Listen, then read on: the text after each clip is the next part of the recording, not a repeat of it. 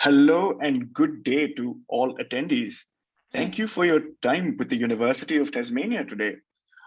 Today at our webinar titled Artificial Intelligence and Blockchain Technology, I'm proud to introduce our keynote speakers who would be the panelists with us. We have Dr. Wenli Yang and Dr. Sunjay Yung, who will be taking the floor shortly. Before that, I'd like to quickly introduce myself. I am Sanjay. I work for the International Recruitment Team. And as your host today, I'm glad to be introducing our key panelists. A quick introduction about our panelists for the day, keynote speakers.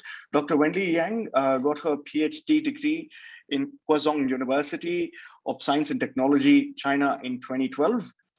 Then she studied in the University of California, Davis as a short-time research assistant and worked in the National Research Institution as an associate professor in China for 5 years. And now she is part-time lecturer in the School of ICT, and her research areas are focused on artificial intelligence, blockchain technology, data science, and other fields.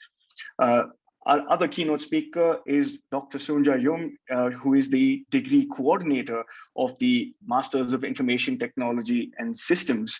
And she is also a senior lecturer in the School of Information and Communication Technology. She primarily teaches secure web development and conducts research in technology in learning. She is an active member of numerous research groups in the school. Before I hand the floor over to them, I'd like to just do an acknowledgement of country. Today we are meeting on Lutruwita, Aboriginal land, sea, and waterways. I acknowledge with deep respect the traditional owners of this land, the Muwinia people, which we meet today. All right. To add further, throughout the span of this webinar, please feel free to ask your questions in the Q&A box, and we will address those questions towards the end of the seminar. All right, over to you, Wenli. Okay. Hello, everyone. So my name is Wenli, and the AI and the blockchain are two major research areas in my career, and they are also the two major hot research topics currently. So today I will give you a brief introduction about the AI and blockchain. Next, please.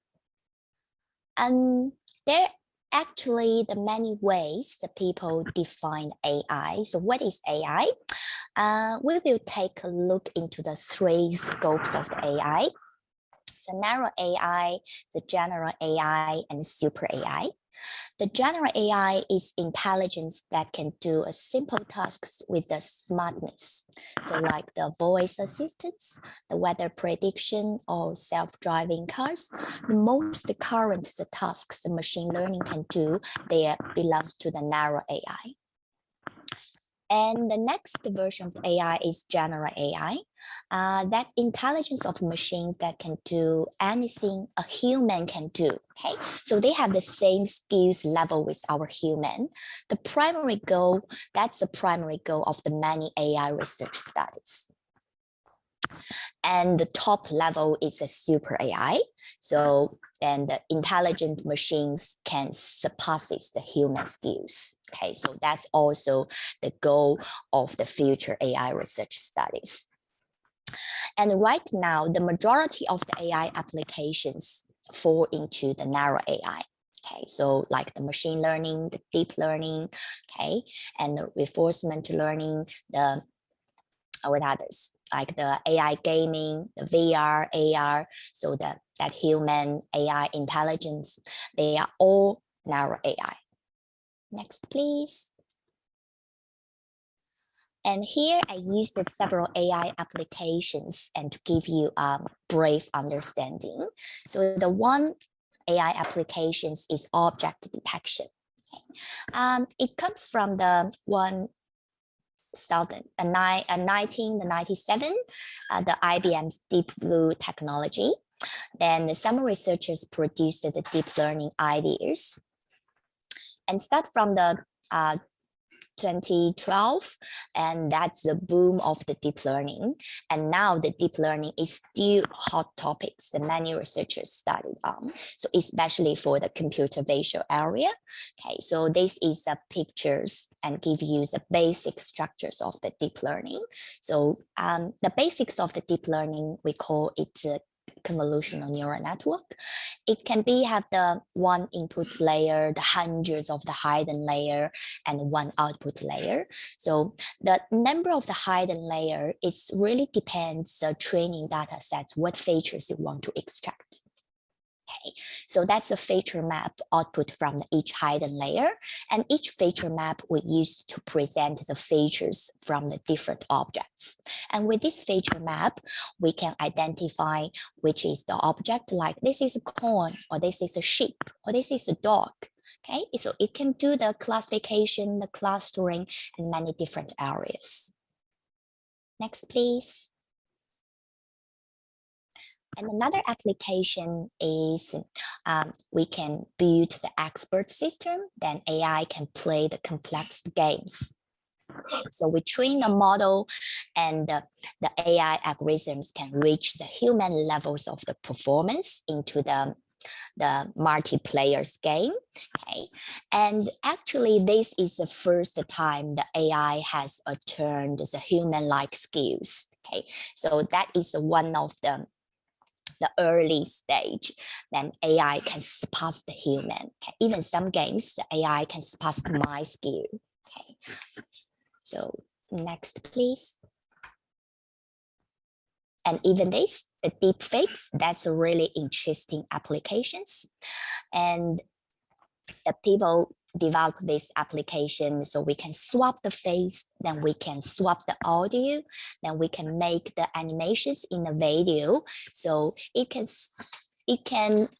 simulate the human, the voice and the movement and emotion, but actually they are not doing that. Okay, so yeah. That could be an interesting video. If you are interested, that's a YouTube link. You can have a look. Next, please. And how to build these applications.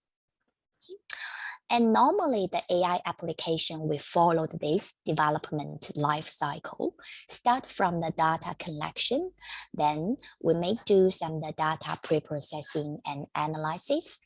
Then we can train the model. And after we generate the model, we can evaluate the model. And if the model's performance is not satisfying, and we may need to do some fine tuning and to improve the performance of the generated model. And after we get the best model, then we can deploy this model into the different applications. And this model probably needs to continuous maintenance and to make sure it can run in properly. Okay, so that's overall development life cycle. When you develop the AI application, we need to follow that. Next page, please. And here I used as one example to explain this whole the development life cycle. So we use the example with the face recognition. That's a really popular applications. It's already integrated in our laptop, in our mobile phone, in many different applications. So how this face recognition, if we use this AI deployment development life cycle, how could we implement and achieve that? The face recognition, we use this example. Okay, face recognition for the members of the Whistling the family, except the Bill and the Charlie. And we want to identify a person by analyzing the face images. Okay, if we have this image, and our AI application can automatically identify and match the person's name with the person's face. Okay, so that is the application we want to develop. Next, please. First step, we need to collect some data. Okay, so we collect the images of the Whistling family members. Okay, so here we have the 7 family members. So we collected the image data from all these 7 family members. And data can be from the different source. Okay, the news, social media, or from the camera, okay, and from your album as well. Okay. And the more data you collected and more information a model can learn. Okay, so the model will be learn the information, will be discover the information from the training data.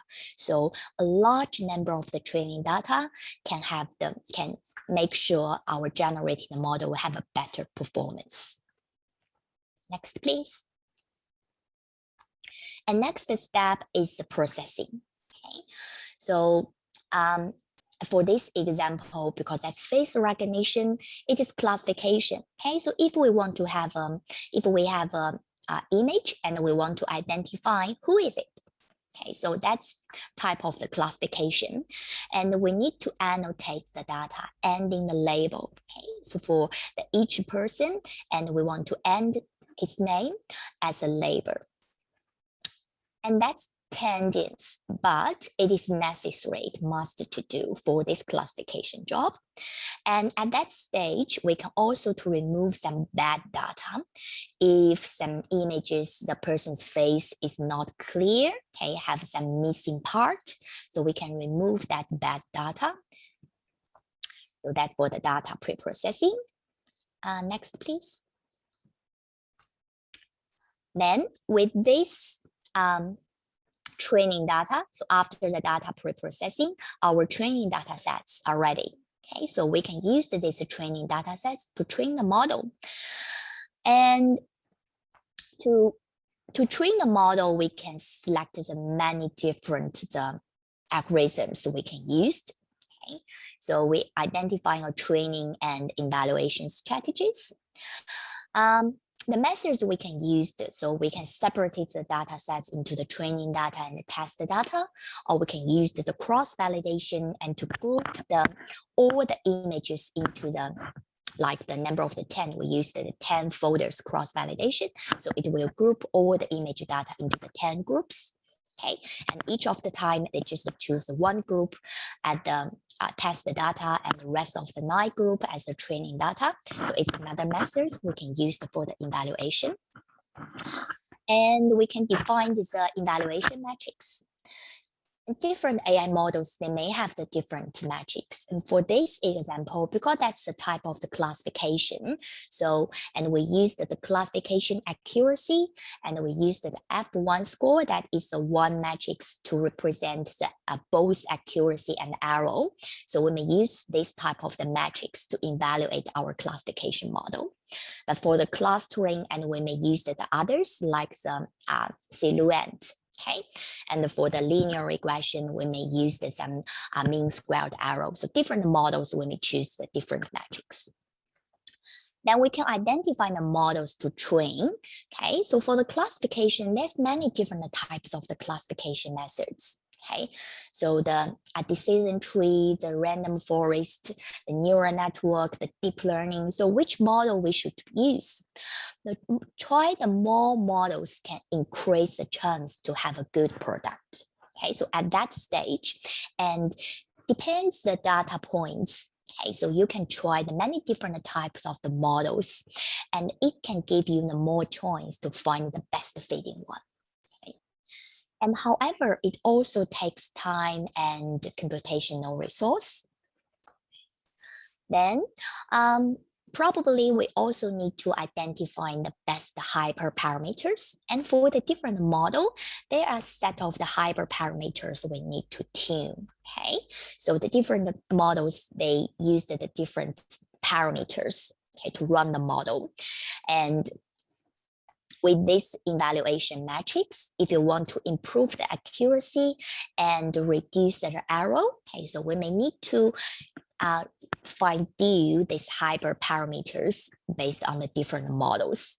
Okay, so then we can compare and select the best model.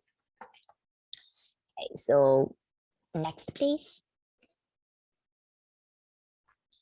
And after we find the best model, so we can deploy the best model in the different applications, the web-based application, the mobile application, or the desktop application.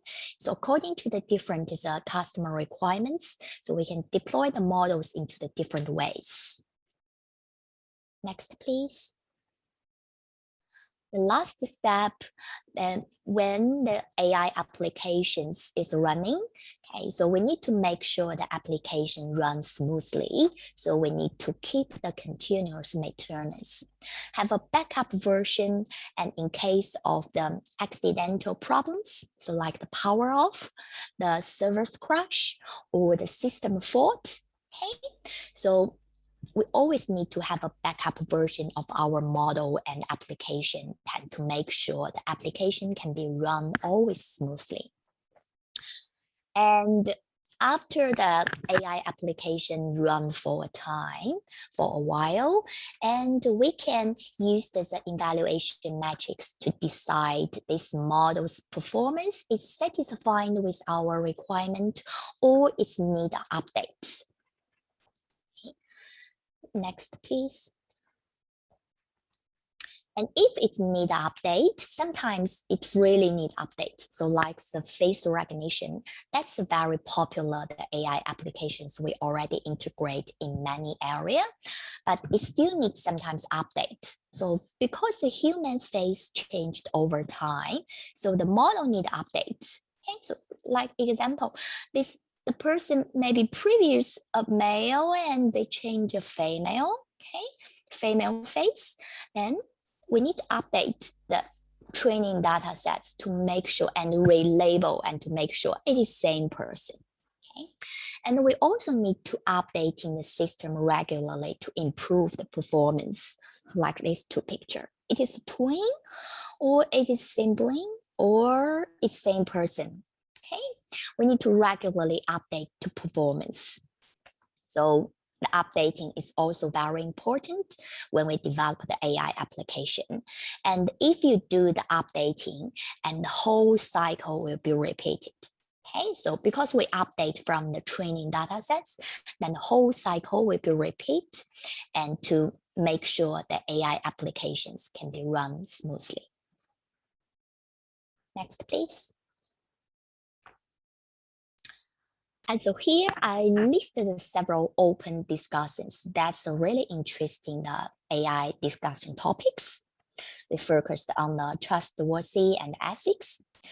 It is okay to have an AI tour guide because we normally use the Google Map to navigate when we're driving. Okay? So is it okay to have an AI tour guide? Is it just enough? Okay. So what about AI doctor?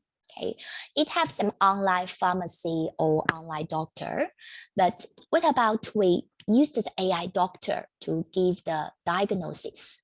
Okay, is it trusted? And what about the AI police? And even what about the AI president?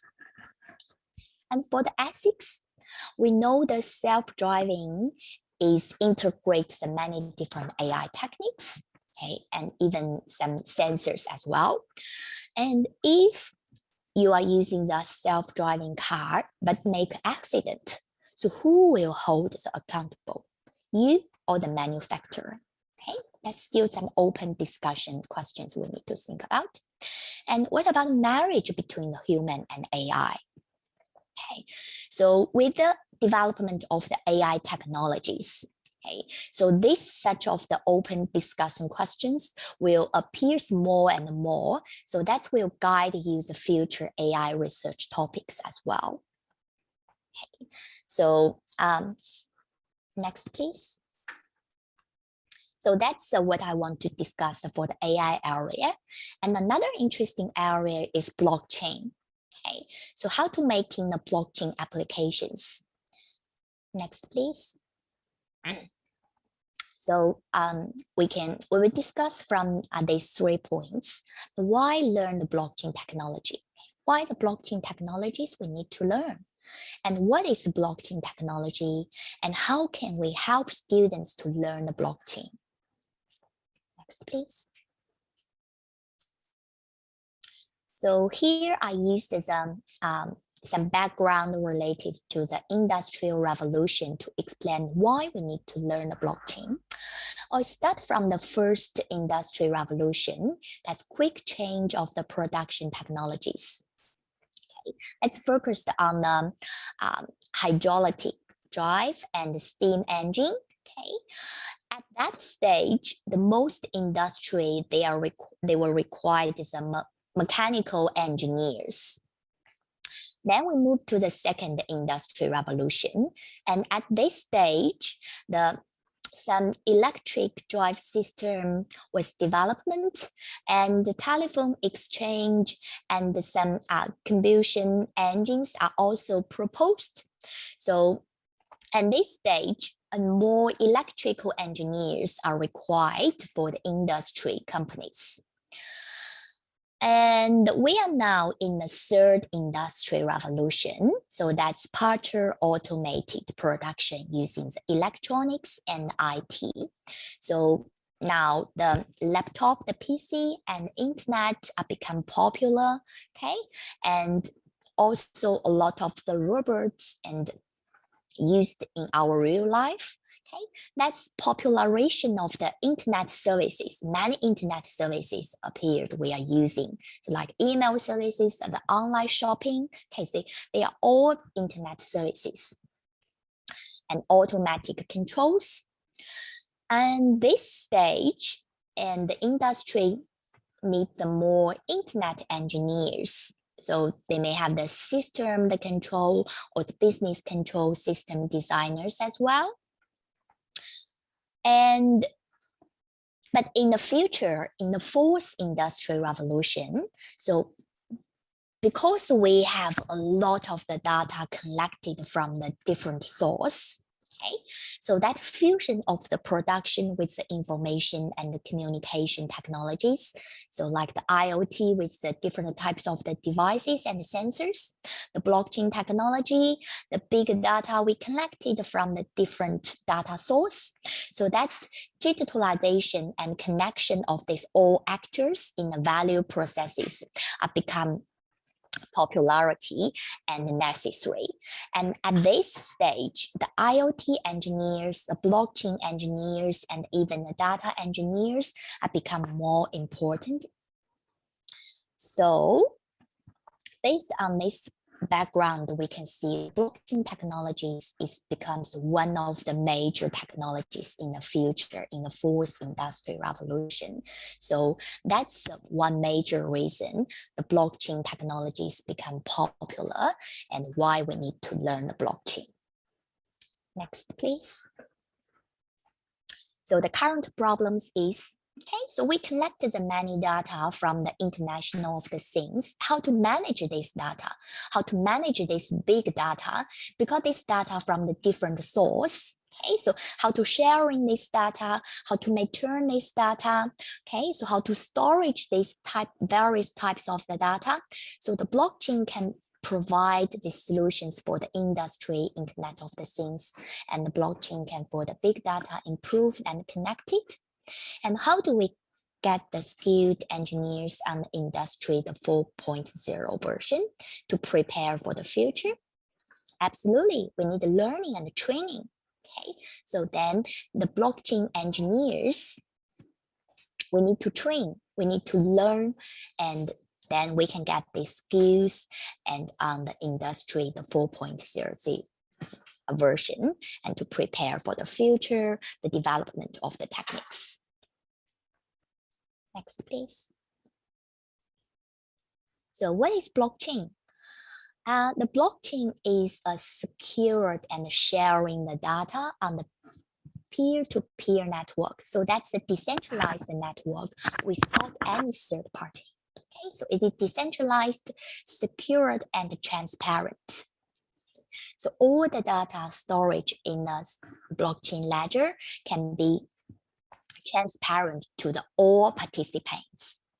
And initially, it was designed for storing the ledgers for the cryptocurrency. So the first, it comes from the Bitcoin. Okay, so it comes from the digital currency. But now the blockchain becomes popular in many different of the areas. So like the IoT, how to manage the different source of the device, like the supply chain. So how to monitoring how the product delivering. Okay, it's many areas we can use in the blockchain. Next page, please. So here I used as a one picture to give the blockchain working scenarios. And next, please. Like the Jane wants to purchase an item from the Tom, and she sends a transaction request to the blockchain. So if in the traditional way, and if the Jane want to make a purchase, okay, so you need to go to the bank or use some applications, bank applications to transfer, okay? But using the blockchain, we don't need any third party. We don't need bank, okay? We can transfer the money directly. Okay, so first she sends a transaction request to the blockchain. Then the block representing the transaction, so like we give this transaction number is created. Then this transaction will be broadcast by our blockchain network. We call it P2P network, and to all the nodes. Next, please. Then all the miners on the nodes will verify this transaction. So this transaction is valid or not. Okay, it's legal or illegal. So all the miners will be verified. It is not verified just by the administration or manager. It is verified by all the miners. Okay, then it will compete to place into the block with the other transactions. And this new block will be appended to the blockchain, and miners are required a lot of the computational power to solve this math puzzle. Okay, so, and because all these miners work together, so they verify, and who will do the fast verification, okay? So, and they require a lot of computational power to solve this mathematical puzzle. And all the nodes in the network will check the miner's work. Okay. Then when the answer is verified by the network consensus, okay, so the consensus is like everyone will make agreement with each other. Okay. Then the miners who solved this puzzle firstly will get the paint.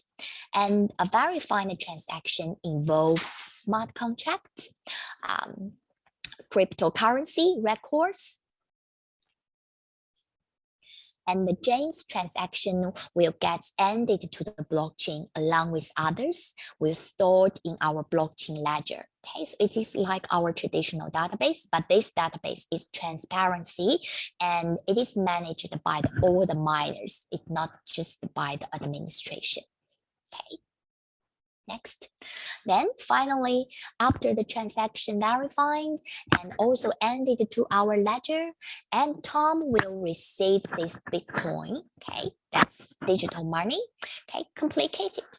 So within this whole process, okay, so without any third party, so the Jane can purchase this money and transfer the money to Tom directly, okay, and all the records will be recorded to the blockchain ledger. Next, please. I also list some use case and we can integrate the blockchain techniques. So one use case is smart refrigerator. Okay. And what is current problems? So the value of the connected smart devices, it's limited by ability to interact with the business system. So who developed this smart fridge and who will also develop the corresponding business systems? And we can only interact with these business systems, and that have some limitations. Okay, and the communication between the device cannot be transparent. Okay. And how the blockchain can solve these problems?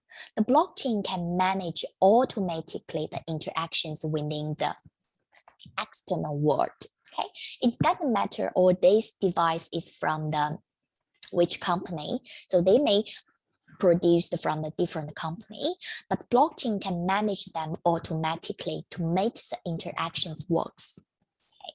So we can use the smart contracts to make the interaction protocol. Then with this interaction protocol, the different device can communicate with each other, can transmit the information between each other. Okay, so like the ordering and paying for food, to arrange for its own software upgrades and tracking its warranty. Okay. So what's the benefits? The business, the value can from the connected technology. Okay, so different devices can be connected. Okay. And that's also efficiency in network and supply chain. Okay, because all these processes are connected. Okay, so that's really efficiency and to provide the information to our supply chains. And each stations and transparent to all the network members. Okay, so that's one use case. Another use case is for the online gaming. Okay, so if you are playing game, I'm not the good game player. Okay, but if you are really interested for the game, so the game players wants to trade the gold earned in the current game for the currency, okay, the game currency or the cents of another game. Okay, so we know the currently different games are separated. Okay, so then the gold, the currency, and the cents are also separated within the different games. Okay, and also the experience, okay, the use experience with the current game to put me a hand or not have to start code in a new game. Okay. And with these problems, the blockchain can hold the tokens of the value, and this value can be shared across the different gaming platforms. Okay, so the gold, the currency in this game can be also used in another game. Okay, it can be transferred. And what is benefits? So that's transparency to the game players, to the game owners and the infrastructure providers. If we have this way, okay, so it may attract the more game players and also increase the trust for all involved the parties. Okay, so because the different gamer, we're not knowing it with each other. Okay, so if I transferred my game gold to another stranger, so it can be trusted or not. Okay, so it's not guaranteed in the current stage. If we are using blockchain, okay, so because all the transferred, the information will be recorded, okay, in the blockchain ledger, and it's transparency to all the game players. It's not just for this 2 person, it's for all the gaming. So like if we have the hundreds of the person in this game, so it will be transparent to all of them. Okay, so and it is hard to alter or tamper, so it can increase the trust between the different parties. Next page, please. And here I also listed the other potential use cases. So like the securities, the public records, the trade finance, and the retail banking. Okay, so because of the basic features of the blockchain, so it can provide the transparent, the decentralized, the secure way to manage the data. So it can be used in the many different use cases. Next, please. And in our education plan, so we are developing the blockchain platform, and this platform can provide both the education purpose and the business purpose use cases. And with this blockchain platform, so we can embed the teaching contents about the IoT with the hardware, okay, and the blockchain, the courses as well. And we can also have some relative research for both academic and industry projects. And this platform can be shared with the many communities like the other schools, other universities or companies, organizations, and even the government and the academic groups. Okay, so and with this education plan, so we can have the skilled engineers, especially for the blockchain engineers. Next page, please. And here is the overall structure about our blockchain platform architecture. So the under layer is we call the data layer. So we have the blockchain ledger, and we can have the traditional database as well. And we have the knowledge-based ledger. So this also embed the blockchain technology. With these three, the data source, and we can manage it using the knowledge management system.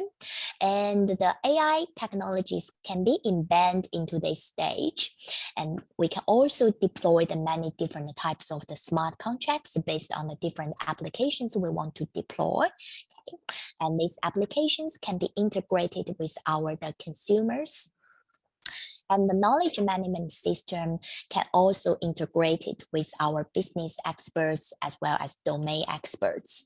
The business experts and domain experts can help us to create and maintain or update, evaluate our knowledge management system. Next page, please. The advantage of using this smart blockchain platform is business experts can create and maintain their logic process of new business. Okay? And domain experts can also convert the current business information to the smart contract. With the smart contract, and the many processes can be automatically running under the blockchain platform.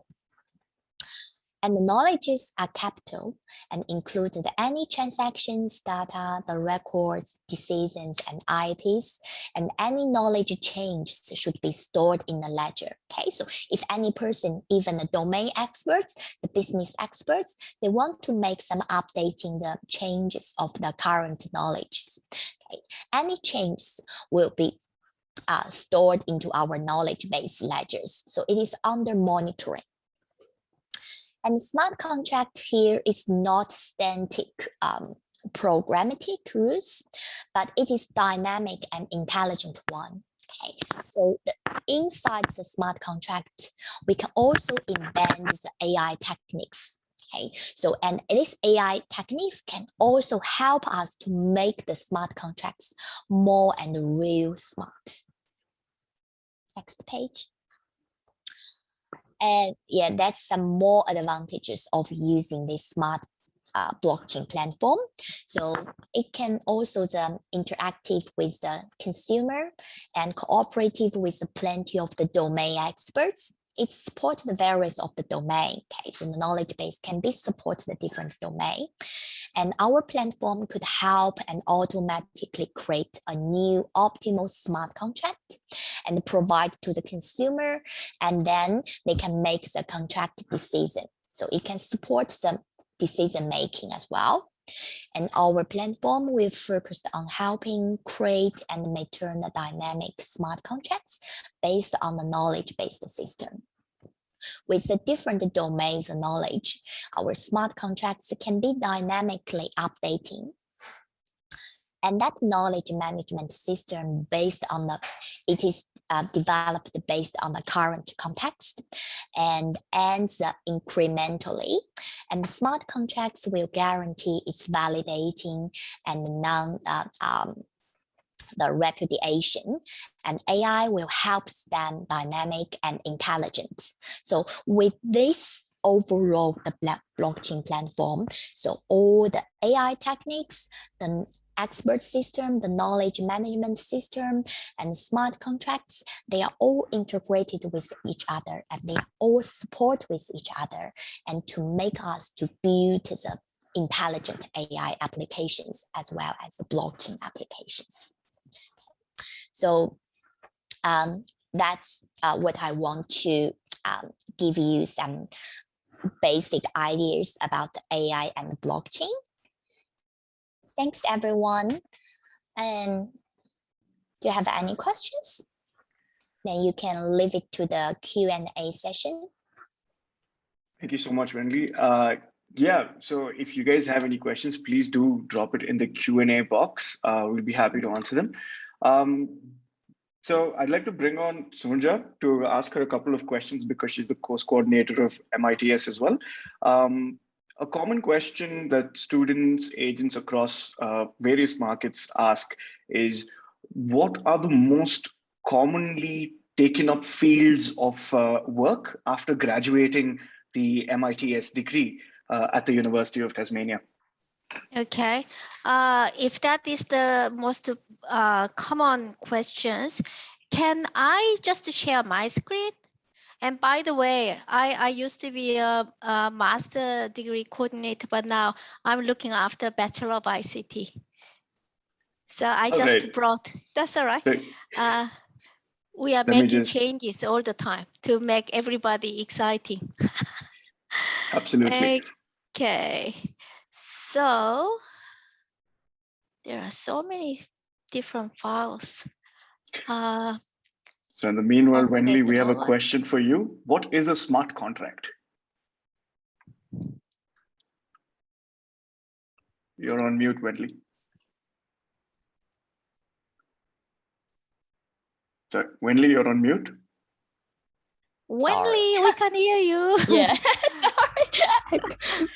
Okay, so it is like the real contract we sign between each person, and smart contract is used to simulate that traditional contract to provide the automatically processing. Perfect, perfect.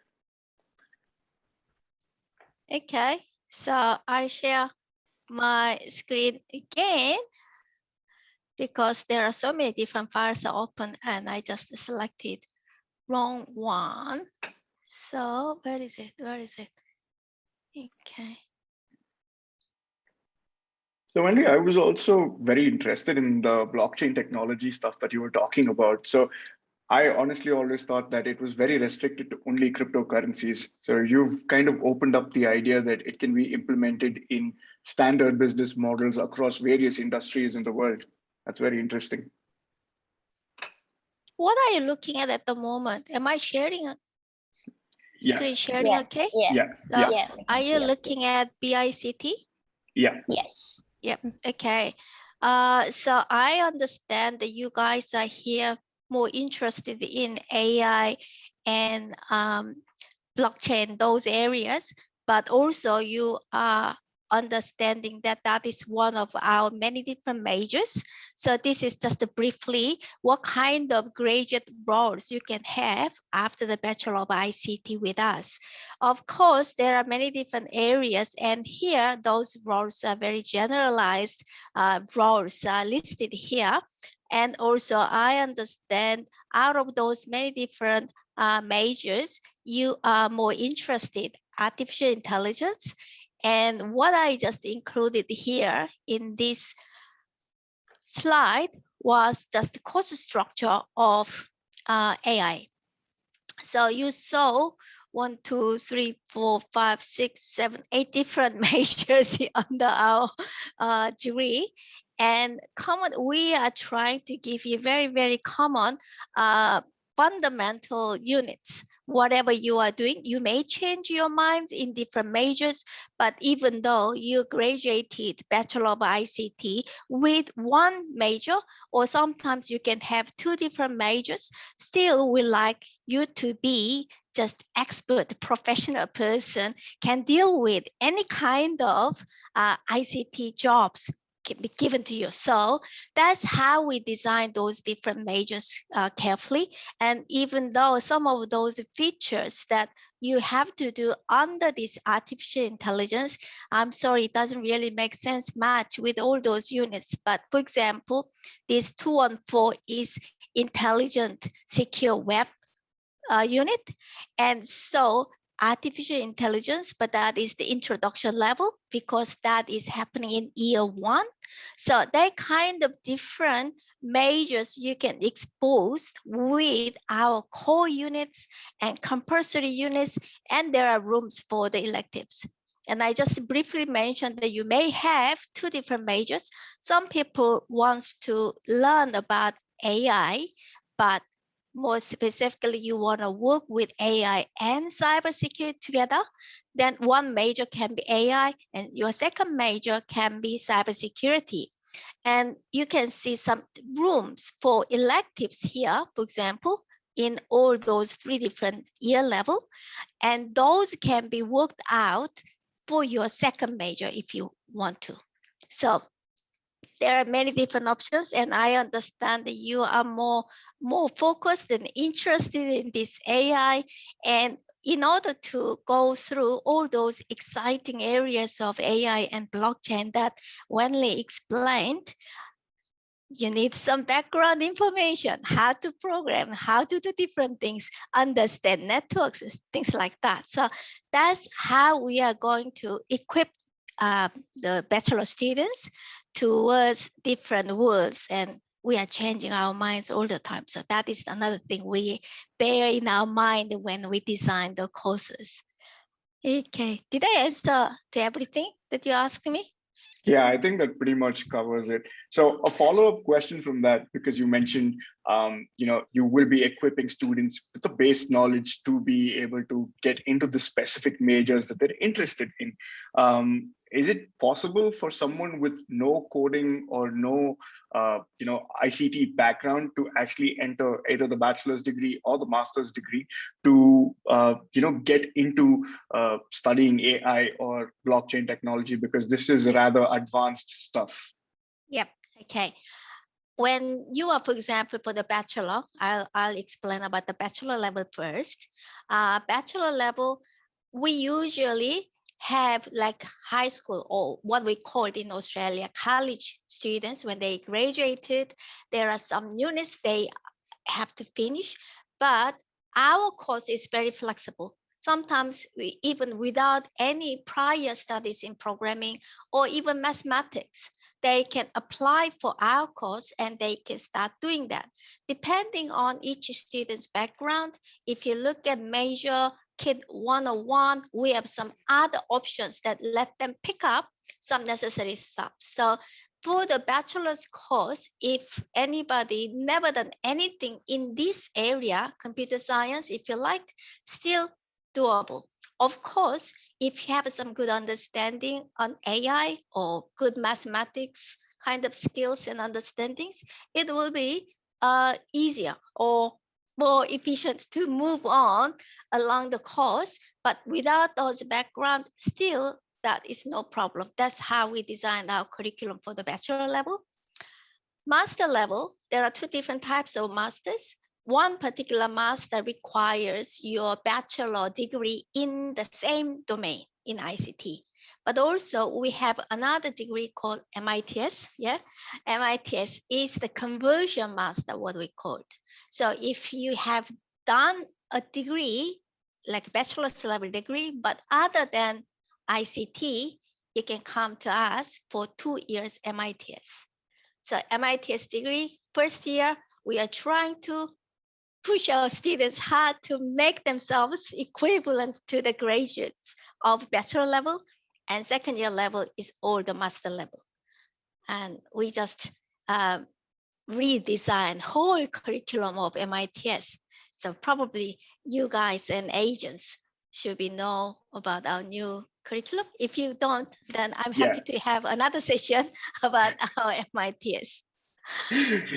Absolutely, we'd love to have another session with you and dive deep into the new course curriculum. But yeah, it's awesome that students can come to the University of Tasmania with little to no prior knowledge about computing or computer science and actually get themselves involved in new tech and stuff like artificial intelligence or blockchain technology. That sounds quite intimidating to a person who has no idea about this field. So I'm very, very happy that we've got such a amazing entry point for so many of our students. And I'm very sure that our agents too would be extremely glad to know that students with multiple backgrounds can look at entering both the bachelor's as well as master's level at the University of Tasmania. So yeah, that's a brilliant entry point for them there. I don't think we've got any more question and answers. Thank you so much, Sunja, for coming in and answering the questions. And thank you so much, Wenli, for taking us through one of the most interesting topics of the future. It's my pleasure. Thank you. Thank you so much. Thank you very much. Thank you all attendees for coming in and listening to us. Please do feel free to check out the University Tasmania website, the Bachelors of Information and Communication Technology, and the Masters of Information Technology and Systems. You will be able to find all the details on the website, as well as an inquire section where you can drop in your questions that we will answer as soon as we receive them. So thank you so much for coming in, everyone. And thank you so much. Take care. Bye-bye.